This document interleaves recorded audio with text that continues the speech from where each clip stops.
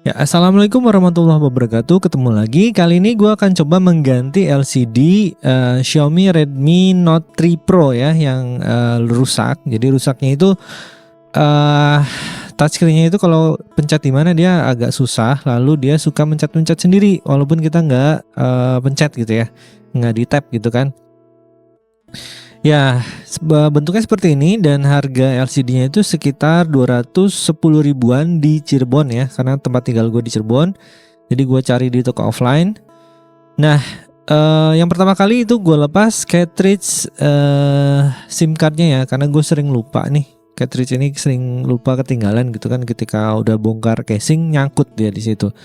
Mending kalau nggak rusak ya. Rusak dalamnya gitu kan, kan bikin masalah baru. Oke, sekarang kita coba lihat, kita coba dulu problemnya seperti apa ya. Kita geser ke bawah, dia langsung ngeplay sendiri. Nah, tuh ngeklik ya, dia klik gitu kan, ngetap sendiri. Ya, dia indikasinya seperti ini. Gejalanya dia suka ngeklik sendiri. Dan bisa diambil kesimpulan kemungkinan besar touchscreen-nya yang rusak. LCD-nya masih bener nih, masih bagus LCD-nya. Cuman problemnya adalah kalau gue diminta untuk ganti touchscreen-nya saja, itu gue nggak sanggup karena susah cuy ngelepas LCD dengan touchscreen, karena ini kan udah nyatu ya LCD dengan touchscreen-nya. Dia tipis kan, ini jenisnya udah AMOLED kalau nggak salah. Yang jadi masalah itu tadi, kalau misalnya diganti touchscreen-nya doang gue nggak sanggup. Jadi gue beli satu paket LCD dan touchscreen. Nah, harganya 210 ribuan kalau di Cirebon ya, nggak tahu di kota lain kayak gitu. Oke. Nah, kalau ganti satu paket LCD dan touchscreen itu gampang banget. Tinggal buka casing belakang, lepas board, lepas semua soket, lalu bongkar LCD-nya gitu kan. LCD-nya ini cuma dilem doang sih sebenarnya. Ya, dilemnya cuma di bezelnya. Bezel itu yang pinggiran HP itu namanya bezel ya. Oke, nah dia suka ngeklik sendiri nih kayak gini nih. Ya udah bisa dipastikan touchscreen-nya error ya. Kalau udah touchscreen error gini, hardware-nya nih kemungkinan. Jadi langsung ganti aja.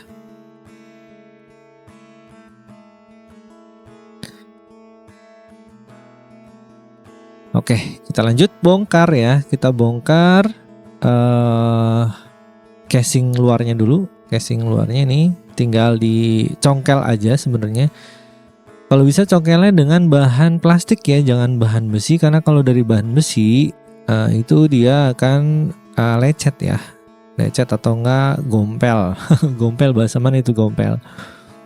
Oke, ini gue pakai kartu, dan hati-hati juga ini karena kan ada fingerprintnya ya. Hati-hati ketika sudah terbuka semua kuncian di bezelnya, jangan langsung ditarik.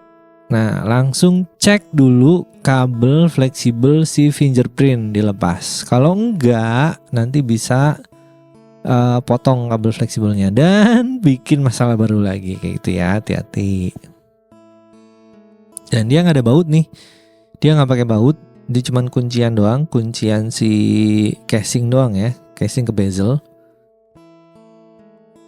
Oke, ini gue percepat ya. Nah, hati-hati. Sip, nah kayak gitu. Buka semua konektor, terutama konektor baterai, karena takutnya konslet ya kalau kita utak-atik yang lain sebelum baterainya dilepas. Oke, kayak gitu. Lepas semua konektor. Lalu kalau sudah, kita lanjut lepas LCD depannya ya. LCD-nya ada di depan doang sih ini kan. Oke, LCD depannya kita lepas dengan menggunakan sesuatu yang tipis atau nggak pakai jarum. Pakai jarum pun hati-hati. Ya sebenarnya nggak masalah juga ya, karena kan ini udah rusakan LCD-nya atau touchscreen-nya gitu kan. Pecah pun nggak masalah kan, karena mau diganti rencananya. Oke, cuman kalau pecah kan nanti berantakan gitu kan, harus beresin lagi gitu kan yang berantakannya. Jadi kita main slow aja. Oke, ya. Tip. Nah, ketika lemnya sudah terbuka semua, jangan langsung tarik karena kabel fleksibel masih nempel. Nah, ini kelihatan kan? Kabel fleksibelnya kemana? Kita lepasin. Lalu, nah ini kelihatannya kabel fleksibelnya ke belakang. Berarti lepas baterai dulu. Nah, lepas baterai pun hati-hati karena kalau bocor, ini kan bentuknya li-ion ya, baterai lithium ion. Kalau bocor, kita misalkan ketusuk atau apa itu nanti malah bisa jadi kebakaran tuh si baterainya. Karena baterai model ini nggak boleh bocor gitu kan. Bocor sih nggak masalah ya, maksudnya ketusuk kayak gitu tuh, nggak boleh nge-short kayak gitu, nanti dia pasti akan terbakar gitu. Hati-hati dengan baterai berbahan lithium ion kayak gitu ya. Oke, boardnya kita lepas. Harusnya boardnya dari awal ya, cuman gue pede aja gitu kan ngebuka LCD-nya dulu. Padahal tadi gue udah bilang ya dari awal ya. Gak apa-apa sih, penasaran guanya kan. Ternyata harus memang dilepas semua. Ada yang boardnya nggak usah dilepas, ada yang harus dilepas semua. Nah ini jenis yang harus dilepas semua. Oke, ya seperti itu, dan yes memang ini harus dilepas semua. Tinggal tersisa sasis dan si LCD-nya sendiri. Nah kayak gitu, bener-bener dilepas ya, bener-bener ditelanjangin kayak gitu. Oke lanjut. Nah ini ceritanya gue tes di toko offline itu begini caranya. Gue bawa boardnya, gue bawa baterai, lalu dicoba langsung kayak gitu.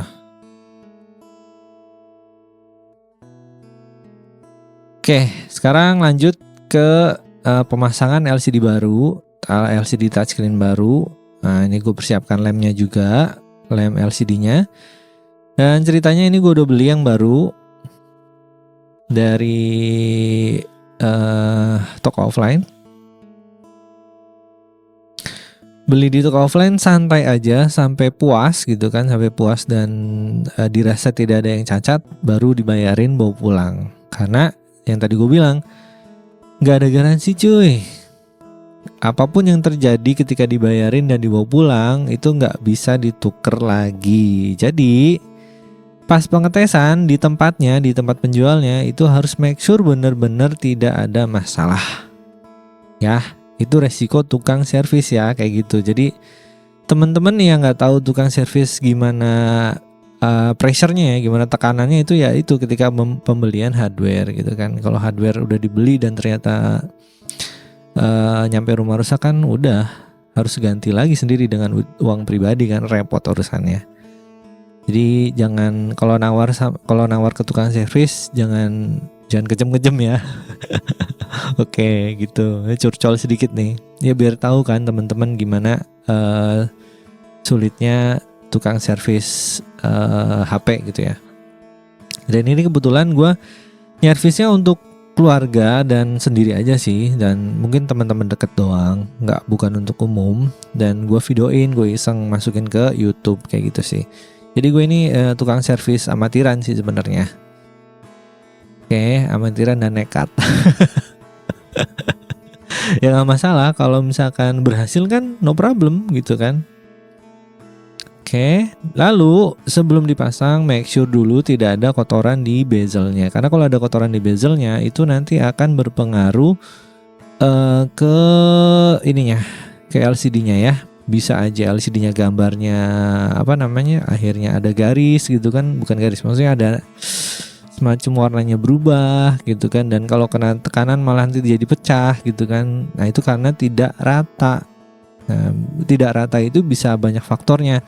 Bisa ketika sebelum dipasang nggak dibersihkan dulu sisa-sisa lemnya, atau nggak ada benda asing yang mengganjal kayak gitu kan. Jadi usahain bersih, steril dari kotoran kayak gitu supaya hasilnya memuaskan kayak gitu ya. Oke lanjut. Tips untuk memberikan lem, jangan terlalu sedikit, jangan terlalu banyak kayak gitu ya. Kalau terlalu sedikit nanti gampang lepas, udah pasti ya, definitely ya. Kalau terlalu banyak bleber. Nah mending kalau blebernya ke body ya, Bleber ke body nggak masalah ya. Tapi kalau blebernya sama kamera kan urusannya berabe lagi gitu loh. Oke. Bleber bahasa mana tuh ya bleber? Oke, lanjut kita pemasangan LCD yang baru. LCD yang baru situ ada semacam kayak segel ya. Oke. Oke, ini sekalinya dipasang sudah tidak ada way back gitu ya. Jalan kembali lagi nggak ada. Ya ini udah dibeli sampai rumah juga udah nggak ada kembali lagi sih maksudnya gitu kan. Jadi ya Bismillah gitu kan. Oke, nah ini sudah tertempel. Sebenarnya ya harusnya sih ketika ketika board sudah dipasang dan casing sudah dipasang baru dikaretin gitu kan. Harusnya gitu ya. Cuman ini gua karena takutnya agak ribet gitu kan. Jadi gua langsung karetin sekarang. Tapi kalau dikaretin dari sekarang, hati-hati dengan konektornya ya. Kalau konektornya potong kan itu juga jadi masalah lagi kayak gitu. So be careful. Ini gue proses pemasangan karet gunanya buat memposisikan si LCD yang baru di posisi yang benar kayak gitu. Lalu setelah karet dipasang semua, tinggalin selama ya minimal 5 jam sampai 6 jam. Lebih bagus lagi sih 24 jam ya, biar si lemnya itu memang sudah make sure keras gitu kan. Ya ini ceritanya udah gue tinggal sekitar 5-6 jam. Lalu gue lepasin karetnya untuk pemasangan mainboard, lalu pemasangan casing belakangnya ditutup. Oke, sebentar ya.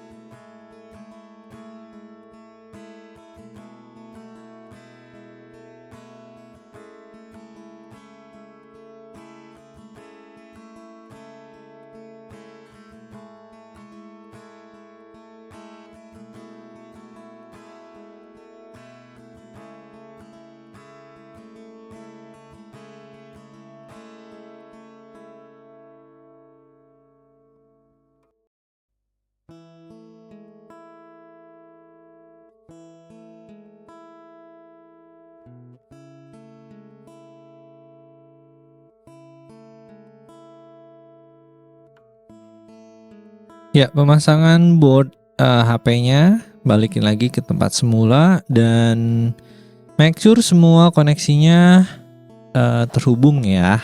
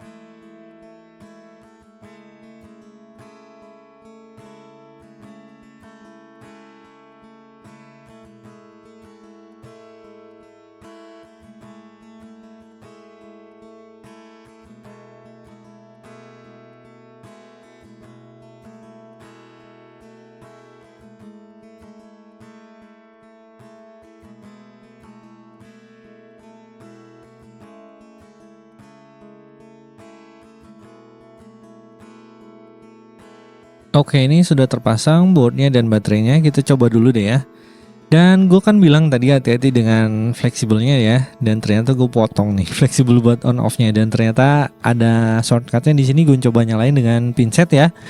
Dan nanti gue akan beli lagi si fleksibel untuk tombol on off dan volume up dan down-nya. Oke, itu kalau nggak hati-hati gitu ya. Tombol on off-nya fleksibelnya patah. Jadi ya mau gak mau harus beli lagi. Paling 5 ribuan sih kalau nggak salah ya. Mahal-mahalnya 10 ribu deh mungkin untuk fleksibel on off dan volume up down. Alright, kita tunggu. Ini loadingnya emang agak lama sih untuk HP yang begini ya. HP agak jadul gitu kan. Agak lama gitu loadingnya. Nggak tahu kenapa. Mungkin karena prosesornya speknya masih rendah gitu ya. Oke, ini udah nyala. Langsung kita tarik ke bawah. Harusnya tidak terjadi apa-apa. Tidak terjadi apa-apa. Ini kelepasan nih. Karena dia ada pelindungnya ya, masih ada pelindungnya jadi agak-agak lepas.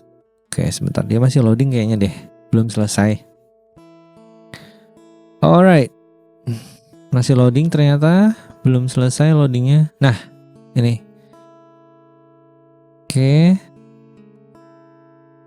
Ya. Tadi kan kepencet-pencet ya. Ngaklik sendiri. Nah, ini ketika gue tarik ke bawah, dia nggak ngaklik lagi. Ya, masih loading nih berarti. Loadingnya agak lama ya. Alright. Nah, itu dia udah nggak ngaklik sendiri. Oke, semua tombol udah aman. Dan thank you for watching. Terima kasih udah nonton. Jangan lupa like, share, komen, dan subscribe-nya. Thank you, bye-bye.